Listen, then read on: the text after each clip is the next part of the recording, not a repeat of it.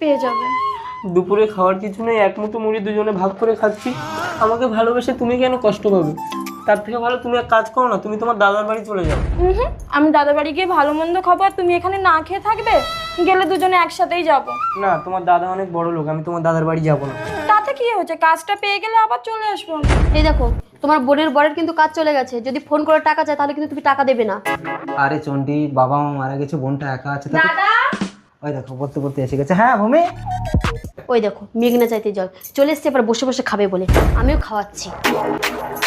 আরে থাক থাক থাক, ভালো আছো? ভালো আছিস ভূমি? আরে পালিয়ে বিয়ে করেছিস তো কি হয়েছে? মা বাবা মরে গেছে বলে কি আসতে নেই? আসতে পারিস তো। ঠাকুরজি, বৌদি ভালো আছে?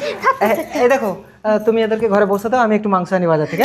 ঠিক আছে ঠাকুরজি, তোমরা বসো, আমি পাখাটা চালিয়ে দিচ্ছি। দাদা মাংস আনতে গেছে, কতদিন পর মাংস খাবো বলো?